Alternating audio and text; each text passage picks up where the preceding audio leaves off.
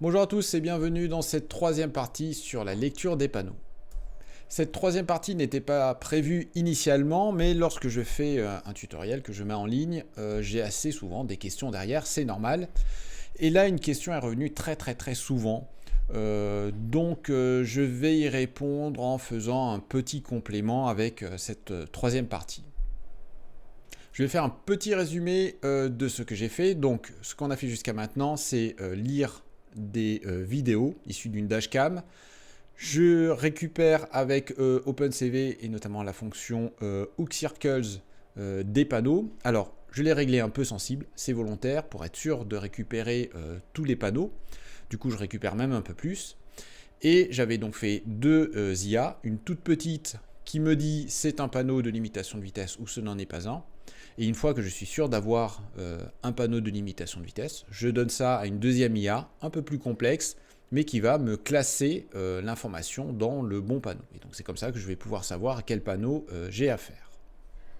Alors, je sais que c'est une évidence, mais tout de même je vais le dire, ce que je donne comme solution dans mes tutoriels, c'est une solution. Il en existe bien sûr d'autres, il en existe très certainement des meilleures.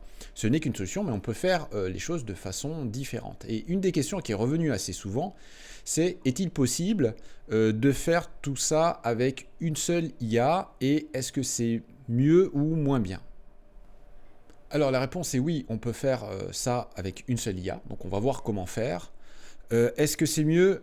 C'est un choix, il n'y a pas de solution qui soit meilleure. Moi j'ai fait ce choix parce que il y a pas mal de faux positifs avec la première fonction, mais c'est normal, c'est volontaire, je l'ai volontairement mise sensible pour être sûr de ne pas rater des panneaux. Mais on peut donner tout ça à une IA un peu plus grosse qui va faire le travail en une seule fois.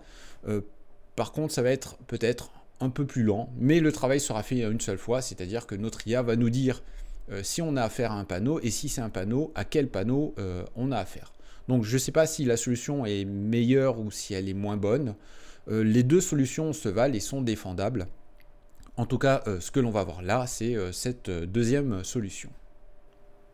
Une des modifications qu'il va falloir faire, c'est déjà la sortie du réseau de neurones. Ce que je vais faire, c'est prendre le deuxième réseau de neurones, donc qui est un peu plus complexe et qui est meilleur pour lire le panneau, mais on pourrait dire que son petit point faible, en tout cas le petit point faible des réseaux qui ont en sortie un vecteur de probabilité, que l'on fait avec la fonction softmax, c'est que l'information qui est donnée en entrée de réseau de neurones est forcément classée. Donc elle est forcément dans une des classes. Alors même si on peut avoir plusieurs classes qui ont à peu près la même valeur, peu importe, la somme des composantes forcément doit être égale à 1, c'est le principe du vecteur de probabilité, mais l'information doit être forcément classée. Or là, si on veut un réseau qui nous dise ce n'est pas un panneau, il va falloir soit que j'ai des zéros sur toutes les composantes, ou en tout cas des valeurs très proches, soit que j'ai une autre sortie avec oui, non, c'est un panneau, et ensuite un classement.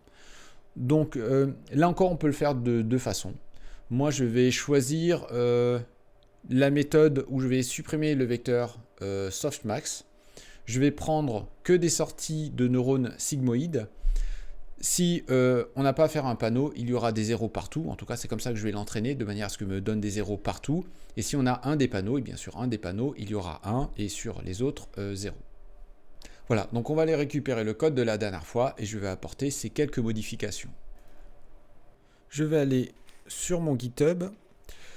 Dans ce fichier, j'avais mis les deux modèles. Voilà, donc là, c'est le modèle qui permet de classer correctement le panneau. Donc il se termine par softmax. Et ici, on a un réseau beaucoup plus petit, mais qui me dit si mon objet est un panneau ou pas. Donc, je récupère celui-là et je vais déjà commencer par changer uniquement cette ligne. Donc je suis là, ça c'est une copie, voilà. Je vais juste faire ça. Je vais juste remplacer softmax par sigmoid. Maintenant que j'ai fait ça, je vais récupérer le début du code de Train Hispano. Alors, d'ailleurs c'est moitié français, moitié anglais. Je vais récupérer la partie qui crée le dataset. Donc ici, je crée le lot d'images à partir des images de panneaux. Ici, je crée des images à partir d'autres panneaux, donc en mettant un 0 dans les labels, puisque là, ce ne sont pas des panneaux de limitation de vitesse. Et j'avais une troisième partie qui allait récupérer des images que j'avais, donc qui ne sont pas du tout des panneaux, et qui sont des images récupérées d'une vidéo. Donc toute cette partie de code, je vais la récupérer telle qu'elle. Voilà, donc je la récupère telle qu'elle, je fais une toute petite modification. Au lieu de mettre dans mon tableau de label la valeur, je mets le vecteur au format OneHot. Et on va voir après pourquoi ça me simplifie un peu la vie un peu plus tard.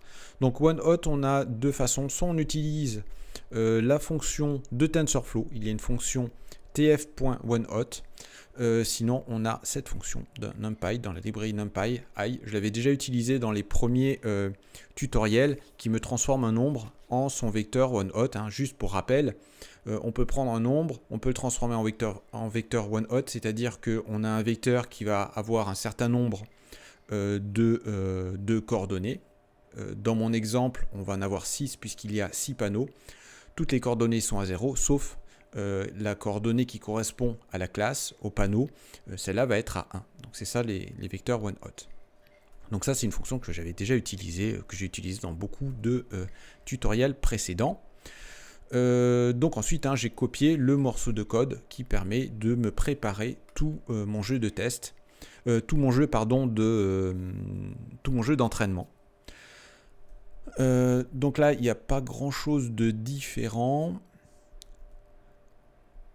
Une fois que j'ai fait ça, je vais avoir une dernière petite chose à faire, c'est une modification de ma fonction de perte. Alors, pourquoi je dois modifier ma fonction de perte? Pourquoi je dois créer ma propre fonction de perte? Tout simplement parce que si je donne à binary cross entropy un vecteur 6 avec un autre vecteur 6, je vais avoir une erreur parce que binary cross entropy attend que des vecteurs à une dimension. Et c'est normal. Donc ce qu'il faut faire ici, alors je l'ai fait comme ça, là encore on peut le faire de différentes façons. J'ai créé ma fonction de perte et ce que je fais tout bêtement c'est faire un reshape de mon label, donc avec en vecteur de dimension 1. Je fais la même chose avec ma prédiction. Là, il faut lui donner label et prédiction. Donc la bonne réponse est ce que me donne le réseau de neurones.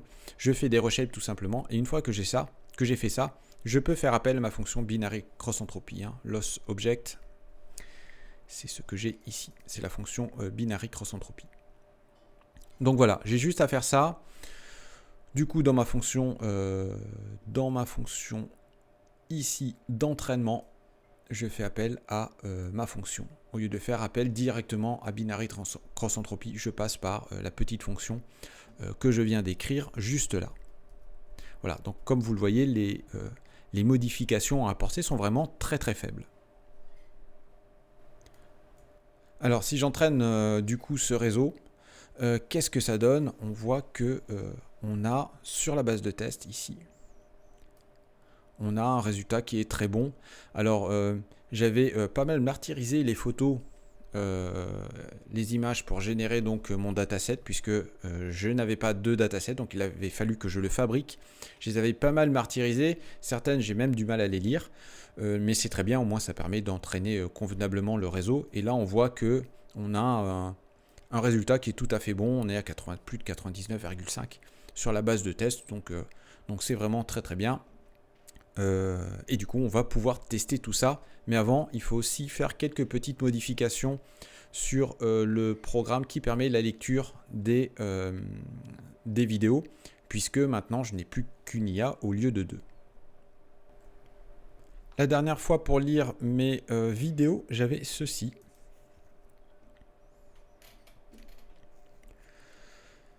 Voilà, donc je restaure les modèles que j'avais entraînés. Et ici, je faisais appel à mon modèle pour lui demander si c'était un panneau.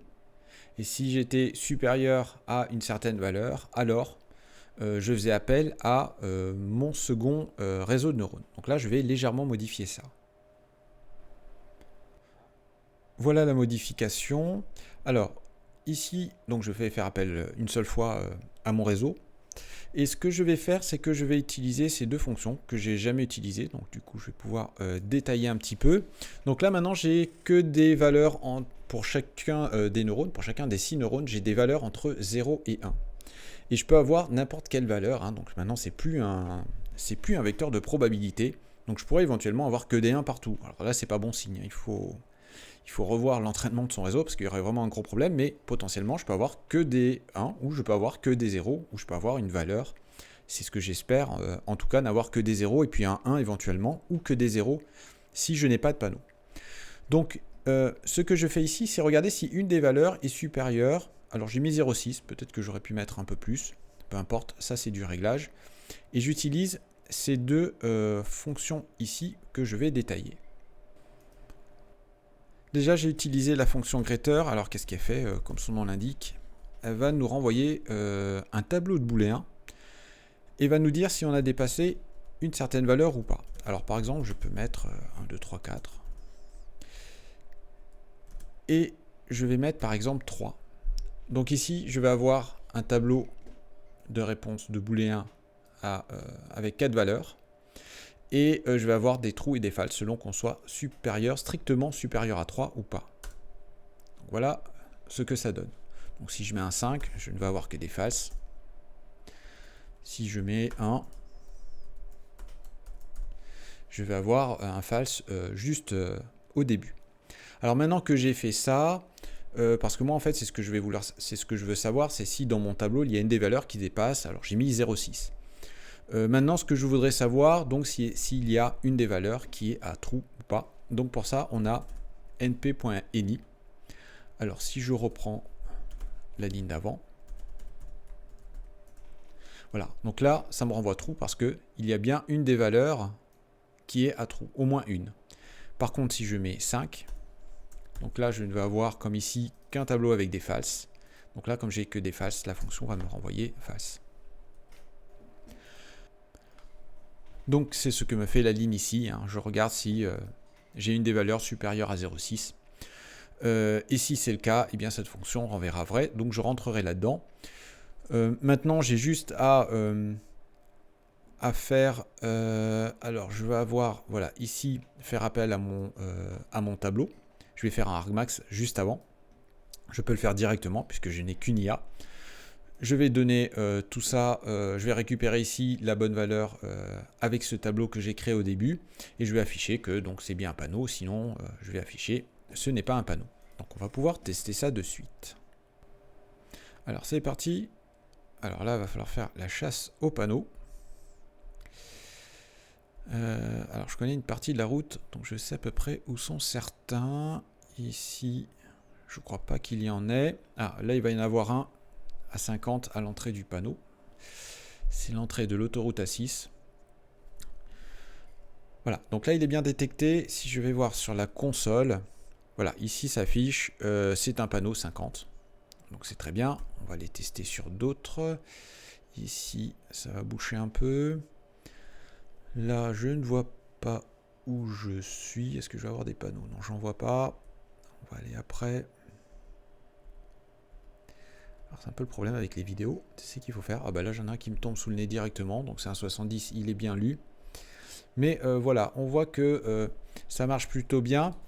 Ça marche aussi bien qu'avant en fait. Quand j'ai des faux positifs, c'est pas un problème. Je n'ai que des zéros. Voilà, ici par exemple j'en ai eu un ici. Hein. J'ai que des zéros, un 0,06. Bon, donc du coup, on en déduit que ce n'est pas un panneau. Voilà, donc les modifications à faire sont simples. Il faut juste enlever le softmax, ajouter sigmoïde en sortie de neurones, et puis faire un binary cross-entropie. Il faut juste ne pas oublier de faire un reshape avant. Voilà pour cette petite vidéo. Comme d'habitude, bien sûr, je vous laisse tout le code à disposition sur mon GitHub, dont le lien est dans la description de la vidéo. N'hésitez pas à me dire ce que vous pensez de tout ça, n'hésitez pas à poser des questions, n'hésitez pas non plus à vous inscrire à la chaîne, ça m'incitera à faire de nouvelles vidéos. Et en espérant vous revoir sur ma chaîne, je vous dis à bientôt.